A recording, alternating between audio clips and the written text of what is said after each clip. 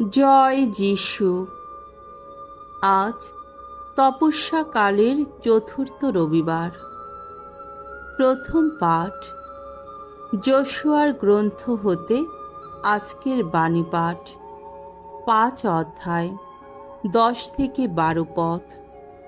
প্রতিশ্রুত দেশে প্রবেশ করার পর ইসরায়েলীয়রা নিস্তার পর্ব পালন করল।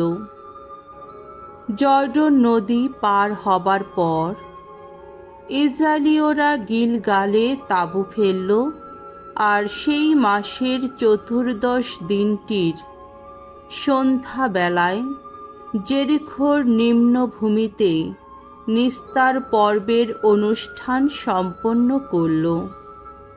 নিস্তার পর্বের পরের দিন তারা সেই দেশে উৎপন্ন শস্য থেকে খাবার তৈরি করে খেল। সেই দিনে তারা খেল খামিরবিহীন রুটি আর গমের খই। যেদিন তারা সেই দেশে উৎপন্ন শস্য থেকে তৈরি করা খাবার প্রথম খেল, সেদিন থেকে মান্না পড়া বন্ধ হল। এরপরে ইসরায়েলীয়রা আর কখনো মান্না পায়নি। কানান দেশে যা কিছু জন্মায় সেই বছর তারা তাই খেতে লাগল। প্রভুর বাণী। ঈশ্বরকে ধন্যবাদ। সাম সঙ্গীত 34 অধ্যায় 1 থেকে 6 পদ। ধো আস্বাদন করো, দেখো ভগবান কত মঙ্গলময়। আমি ভগবানকে ধন্যবাদ জানাবো অনুক্ষণ। সততই আমার কণ্ঠে বেজে উঠবে তার গুণগান। ভগবানই আমার গৌরব, শুনুক নম্রচিত্ত যারা, আনন্দিত হোক। আমার সঙ্গে তোমরা ভগবানের গাও জয়গান। তার নামের গৌরব এসো গাই সমস্বরে। ভগবানকে খুঁজেছি আমি, তিনিও সাড়া দিয়েছেন। যত ভয় ভীতি থেকে তিনি মুক্ত করেছেন আমায়। যারা তার দিকে তাকিয়ে থাকে তাদের মুখ তো আনন্দে উজ্জ্বল হয়। লজ্জায় কখনো কুণ্ঠিত হতে হয় না তাদের। দেখো তো, এই দিনজন ডেকেছে আর ভগবান সাড়াই দিয়েছেন। সমস্ত সংকট থেকে তাকে তিনি রক্ষাই করেছেন। দ্বিতীয় পাঠ করিন্থীয়দের কাছে প্রেরিতদূত পলের দ্বিতীয় পত্র 5 অধ্যায় 17 থেকে 21 পদ। ঈশ্বরই খ্রিস্টের মধ্যস্থতায় নিজের সঙ্গে আমাদের পুনর্মিলিত করেছেন। প্রিয়জনেরা, কেউ যদি খ্রিস্টের সঙ্গে মিলিত হয় তবে সে এক নব সৃষ্টি হয়ে ওঠে। যা পুরনো তা তো মিলিয়েই গেছে। দেখো, সমস্তই এখন নতুন হয়ে উঠেছে। এই সব কিছু ঈশ্বরেরই কাজ। তিনি খ্রিস্টের মধ্যস্থতায় নিজের সঙ্গে আমাদের পুনর্মিলিত করেছেন এবং সেই পুনর্মিলনের কর্মদায়িত্ব তিনি আমাদের হাতেই তুলে দিয়েছেন। ঈশ্বর তো সেদিন মানুষের কোনো অপরাধ আর গণ্য না করে খ্রিস্টের মধ্যে সত্যি জগৎকে নিজের সঙ্গে পুনর্মিলিত করেছিল। আর সেই পুনর্মিলনের বাণী প্রচার করার ভার তিনি তো আমাদেরই হাতে তুলে দিয়েছেন। বোঝা যাচ্ছে তোমাদের কাছে আমরা খ্রিস্টের বাণী দূত। আসলে আমাদের কণ্ঠ দিয়ে স্বয়ং ঈশ্বরই তোমাদের কাছে তার আহ্বান জানাচ্ছেন। খ্রিস্টের নামে আমরা এখন একান্ত আবেদন জানাচ্ছি, তোমরা ঈশ্বরের সঙ্গে পুনর্মিলিত হও।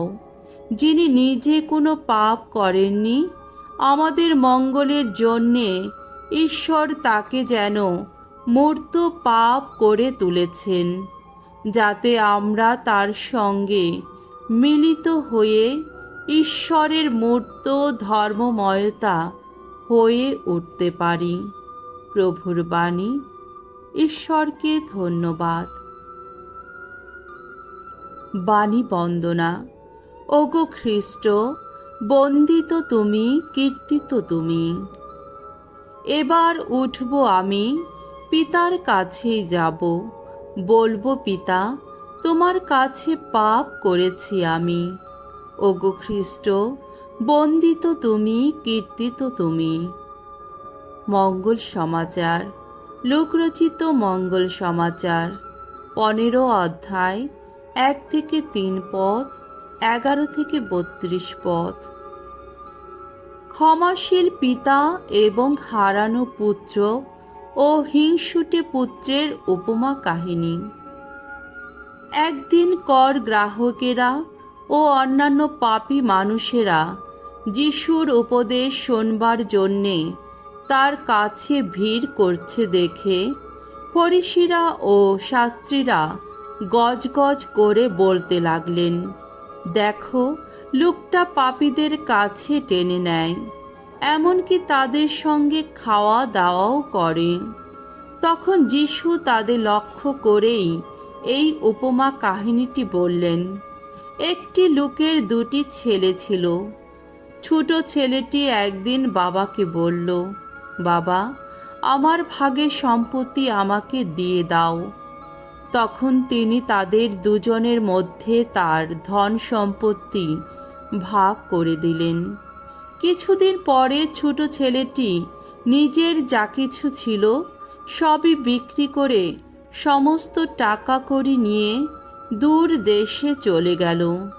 সেখানে উচ্ছৃঙ্খলের মতো দিন কাটিয়ে সে তার সর্বস্বই উড়িয়ে দিল। সে সব কিছুই খরচ করে ফেলেছে। এমন সময় সেই দেশে দেখা দিল করার দুর্ভিক্ষ। ছেলেটির এবার দুর্দিন শুরু হলো। তাই তাকে গিয়ে চাকরের কাজ নিতে হলো, সেখানকার এক অধিবাসীর কাছে। সেই লোকটি তাকে নিজের জমিতে পাঠিয়ে দিল শুয়োর চরাতে। ছেলেটির খুব ইচ্ছে হতো শুয়োরেরা যে শুটি খায় তাই খেয়েই সে তার পেট ভরাবে, কিন্তু তাও তাকে কেউ দিত না। তখন তার চেতনা হলো। সে বলল, বাবার ওখানে কত মাইনে করা লোক প্রয়োজনের চেয়েও বেশি খাবার পাচ্ছে, আর আমি কিনা এখানে খিদের জ্বালায় মরছি। আমি এবার উঠে বাবার কাছে যাব আর তাকে বলবো, বাবা, আমি ভগবানের কাছে আর তোমার কাছে পাপ করেছি। আমি আর তোমার ছেলে বলে পরিচিত হবার যোগ্য নই। তাই তুমি আমাকে তোমার একজন মাইনে করা লোকের মতোই রাখো। সেই জন্যে তখনই উঠে সে তার বাবার কাছে যাবার জন্যে রওনা হলো। সে তখনও দূরেই রয়েছে। সেই সময়ে তার বাবা তাকে দেখতে পেলেন। তার প্রাণটা কেঁদে উঠল। ছুটে গিয়ে তিনি ছেলেটির গলা জড়িয়ে ধরে তাকে চুমু খেলেন। তখন ছেলেটি তাকে বলল, বাবা, আমি ভগবানের কাছে আর তোমার কাছে পাপ করেছি। আমি আর তোমার ছেলে বলে পরিচিত হবার যোগ্য নই। তার বাবা কিন্তু চাকরদের ডেকে বললেন, শীঘ্রই যাও, সবচেয়ে ভালো পোশাক বের করে আনো আর ওকে তা পরিয়ে দাও। ওর হাতে একটা আংটি দাও আর পায়ে পরিয়ে দাও জুতো। তারপর সেই মোটাসোটা বাছুরটাকে নিয়ে এসে কেটে ফেলো। তারপর এসো, খেয়ে দিয়ে আনন্দ করা যাক। কারণ আমার এই যে ছেলেটি, সে তো মরেই গিয়েছিল আর এখন বেঁচে উঠেছে। সে হারিয়ে গিয়েছিল আর এখন তাকে পাওয়া গেছে। তাই তারা সকলে আনন্দ করতে লাগলো। বড় ছেলেটি তখন মাঠে ছিল। ফেরার পথে সে যখন বাড়ির কাছে পৌঁছল, তখন নাচ ও গান বাজনার শব্দ তার কানে এলো। সে একজন চাকরকে ডেকে জিজ্ঞেস করল, এসব আবার কি হচ্ছে? চাকরটি বলল, আপনার ভাই যে ফিরে এসেছেন, আর আপনার বাবা মোটাসোটা সেই বাছুরটাকে মেরে ফেলেছেন, কারণ তিনি যে তাকে সুস্থ দেহেই ফিরে পেয়েছেন। এই কথা শুনে বড় ছেলেটি রেগে গেল। সে ভেতরেও যেতে চাইল না। তার বাবা বাইরে এসে তাকে সাধাসাধি করতে লাগলেন, কিন্তু বাবাকে সে উত্তর দিল, ভেবে দেখো তো, এত বছর ধরে আমি দাসের মতো তোমার জন্যে খেটে আসছি, একদিনও তোমার কোনো কথা অমান্য করিনি, অথচ তুমি আমাকে একটা ছাগল ছানাও কখনো দাওনি, যাতে আমি বন্ধু বান্ধবদের সঙ্গে আনন্দ করতে পারি। কিন্তু তোমার ওই যে ছেলে, যে বেশ্যাদের নিয়ে তোমার ধন সম্পত্তি নষ্ট করেছে, সে যখন ফিরে এলো, তুমি তখন তারই জন্যে মোটাসোটা সেই বাছুরটাকে কেটে ফেললে।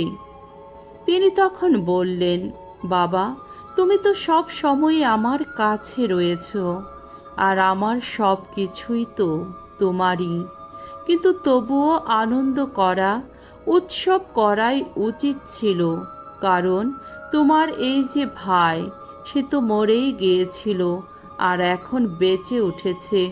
সে হারিয়ে গিয়েছিল আর এখন তাকে পাওয়া গেছে। প্রভুর মঙ্গলময় বাণী। খ্রিস্ট প্রভু তোমার প্রশংসা হোক।